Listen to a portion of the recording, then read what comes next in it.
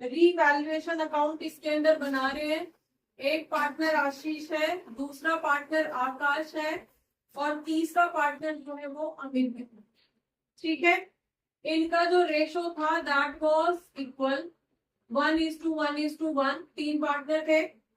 Done. अब balance sheet का जो टोटल दिखा रखा है यहाँ पे 11 lakhs का दिखा रखा है और लाइबिलिटीज के अंदर क्रेडिटर्स है, जनरल रिजर्व है। दूसरी तरफ आपके एसेट में अगर हम नजर डालते हैं तो एक जो डिफरेंट सा आइटम है वो एडवर्टीजमेंट सस्पेंस अकाउंट है। ठीक है, तो एक तो रिजर्व की कैलकुलेशन हम पीसीए के अंदर करते हैं, थोड़ा डिफरेंट है। एक एडवर्टीजमेंट सस्पेंस की भी हम वहीं पे करेंगे। डन। लेकिन यहाँ पे हमें कैलकुलेट करना है सिर्फ रीवैल्यूएशन अकाउंट, तो पीसीए तक तो हमें जाना ही नहीं है। चलिए नेक्स्ट आपके पास ये तो ओल्ड पीएसआर था। अब न्यू पीएसआर, मैं बैलेंस शीट यूज नहीं की। न्यू पीएसआर आपका है 2:2:1। ठीक है, अब यहाँ पे वो डिसाइड करते हैं कि स्टॉक जो वैल्यू है वो रिड्यूस हो गया है टू 1,25,000।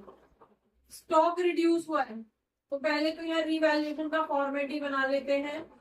रीवैल्यूएशन अकाउंट का फॉर्मेट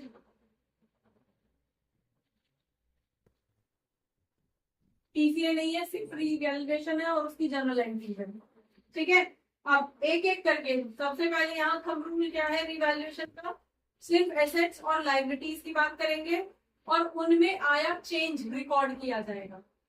ठीक है, ना उनकी ओल्ड वैल्यू ना उनकी न्यू वैल्यू, उनमें कितना चेंज आ रहा है, इंक्रीज हो रहे डिक्रीज हो रहे।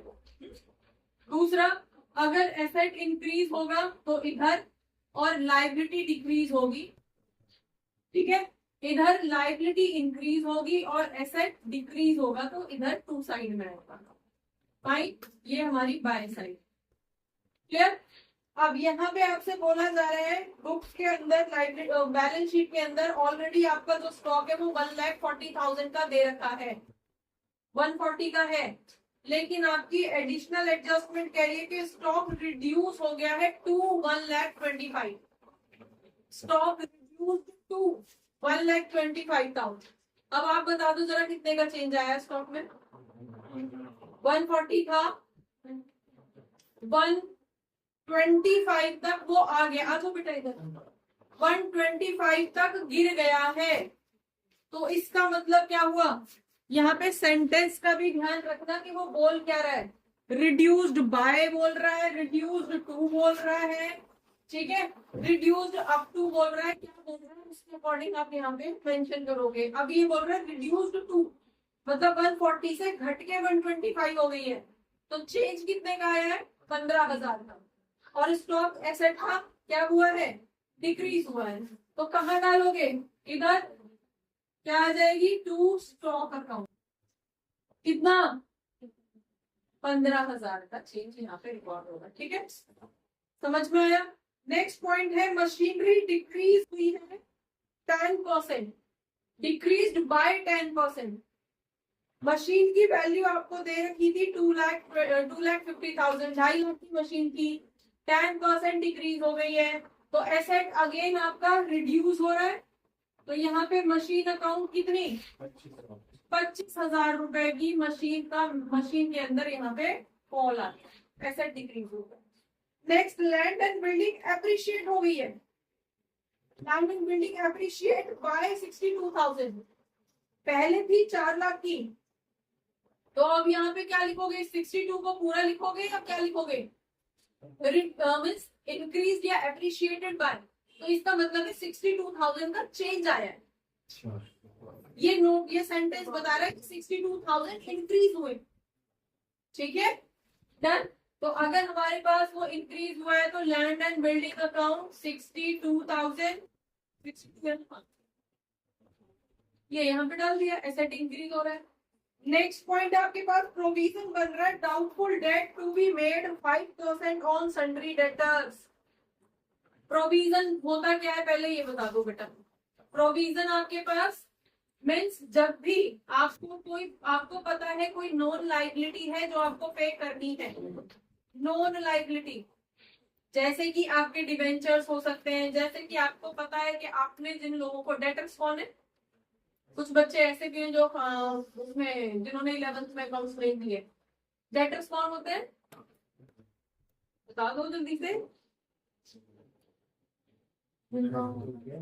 डेटर्स कौन होते हैं आपके? हाँ जी, हमारे कर्जदार। Very good. हाँ जी, हाँ जी, हाँ तो वैसे एग्जाम्पल से बता दो, अगर ऐसे नहीं बता पा रहे हो बता दो। सामान देगा पेमेंट नहीं करेगा, जब हमको पेमेंट करेंगे वो हमारे कर्जदार है या हम उनके कर्जदार है? वेरी गुड, मतलब दो चीजों को मिक्स कर रहे हो हैं? वो लोग जिनको हमने उधार में सामान बेच दिया था और उन्होंने अभी तक हमारी पेमेंट नहीं करी है, वो लोग हमारे डेटर्स होते हैं। ठीक है, अब ये भी पता है उधार बेचा है उनमें से लगभग 5% लोग, 10%, जितना भी प्रोविजन कंपनी बनाती है, जितना भी उसका एक्सपीरियंस रहता है, कि इतने % लोग हैं जो टिप मार जाते हैं, नहीं देते। ठीक है, जैसे हम अपनी ही क्लासेस का एग्जांपल ले तो एक दो बच्चा हर साल रहता है जो 2-3 महीने की फीस इकट्ठी करता है और फिर फोन उठाना बंद कर देता है। ठीक है, तो ये क्या है, ये एक तरह से मेरा बेड डेट है। राइट, तो सेम मैनर में हर ऑर्गेनाइजेशन में ऐसा होता है कि जो भी सेल की जाती है, उधार सेल की जाती है, वहां पे कुछ 5% का, 10% का ऐसा रहता है यूजुअल में कि वो पैसा वापस लौट के नहीं आता, तो वो क्या हो जाते हैं, तो बैड डेट हो जाता है। तो ये जब बैड डेट होता है, लॉस हो रहा है एक तरह से ऑर्गेनाइजेशन को, तो इसके लिए जब आपको पता है कि % की लॉस की जो पॉसिबिलिटीज है वो है, फॉर श्योर है, तो ऐसी किसी चीज के लिए जिसका आप फॉर श्योर है कि लगना ही लगना है, जैसे कि डेप्रिसिएशन मशीन पे लगेगा ही लगेगा, तो आप उसके लिए पहले से प्रोविजन बना लेते हो, provision for depreciation 11th class के अंदर पढ़ा। तो कोई भी नॉन लाइबिलिटी है जिसका डिसाइडेड है कि ये खर्चा आएगा ही आएगा, तो उस खर्चे के लिए आप पहले से ही एक रिजर्व काइंड ऑफ पैसा बना लेते हो जिसको प्रोविजन दे। ठीक है, समझ में आ गया? तो सेम मैनर में यहाँ पे बनाया जा रहा है कि डेटर्स जितने भी हैं उनका 5% प्रोविजन बना रहे हो आप। तो प्रोविजन बैलेंस शीट में कहाँ दिखाए जाते हैं, एसेट साइड या लाइबिलिटी साइड? अच्छा ये और बताओ जरा, बैलेंस शीट में ही दिखाए जाते हैं, हाँ पीसी में नहीं दिखाते पक्का? अच्छा, कुछ लोग डाउट में चले गए, अच्छा ऐसा भी हो सकता है, पीएनएल में दिखाते हैं, बैलेंस शीट में दिखाया जाता है रिजर्व, कैपिटल, प्रोविजन। ठीक है, तो प्रोविजन बैलेंस शीट में लाइबिलिटी साइड दिखाते हो, कैपिटल की साइड, तो एक तरह से लाइबिलिटी है।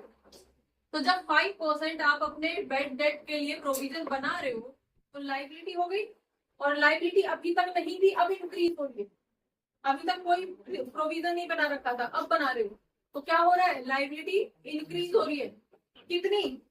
5% ऑफ डेटर्स, और डेटर्स आपको दे रखे हैं 80,000 के, तो 80,000 का 5% 4,000, तो क्या हो रहा है, ये लाइबिलिटी इंक्रीज हो रही है, इधर आएगी, तो आपके पास क्या हो जाएगा, to provision for doubtful debt, PDD कितने का, 4,000। क्लियर हो गया? ठीक है भाई, अरे ये प्रोविजन फॉर डाउटफुल डेट आपकी लाइबिलिटी रहती है और आप लाइबिलिटी शो करते हो। डन। नेक्स्ट आपके पास आ जाएगा, Aakash was to carry out reconstitution of the firm at a remuneration 10,000। Aakash को 10,000 दिए जा रहे हैं रेम्यूनरेशन पे। ठीक है, मतलब जो भी रिकॉन्स्टिट्यूशन हो रहा है, दोबारा से बन रहा है ना, रिफ्रेम हो रही है ना सारी चीजें, अपना पीएसआर चेंज कर रहे हो, इसकी वैल्यू कैलकुलेशन वगैरह ये सारी बढ़ गई है आपकी। ठीक है, दोबारा से बन रहे हैं अकाउंट्स आपके, तो इसको कराने के लिए जो थर्ड पार्टनर है आपका आकाश, उसको 10,000 रुपए दिए जा रहे हैं, तो एक तरह से तो ये भी फर्म की लाइबिलिटी बढ़ गई है, खर्चा बढ़ गया है। अपने पार्टनर को नहीं देते, किसी और को देते, बाहर वाले को अपॉइंट करते उसको देते, तो पैसा तो है ही ना। तो यहाँ पे आप डालोगे टू रिकॉन्स्टिट्यूशन एक्सपेंस अकाउंट। ठीक है, रिकॉन्स्टिट्यूशन एक्सपेंस अकाउंट, कितना पैसा खर्च हो रहा है रिकॉन्स्टिट्यूशन के नाम पे, 10,000 रुपए। डन। अब और कोई स्टेटमेंट बचा है? नहीं बचा, डाल दो कर दो यहाँ पे टोटल। तो टोटल में आपका क्या गया, इस साइड ज्यादा नजर आ रही है चीजें हैं, 40 नहीं, ये इधर ही ज्यादा भाई, ये एक ही एंट्री सब पे भारी है। 62 इधर कितना हो गया, 40 50 54, तो 54 62 टोटल ज्यादा उधर का था, इधर भी वही लिख देंगे। 54 माइनस हो गया तो कितना बचा, 6 2 8, 8,000 रुपए का अभी भी गेन बचा है। ठीक है जी, अब इस गेन को बांटते, कौन से रेशो में बटेगा, इक्वल रेशो में बटेगा, 3 लोग थे तो डाल दो, गेन है ये आपका किसको, आकाश। अब यहाँ पे इक्वल रेशो में डिवाइडेड बाय 3 पॉइंट में आ रहा है आंसर, बता दो जरा। 8,000 को 3 से डिवाइड करोगे कितना आएगा, 9,000 ही बच जाता, तो सीधे सीधे 3 ना दे, 3 ना दे देते, बेकार में कैलकुलेशन बढ़वा रहा है हमारी।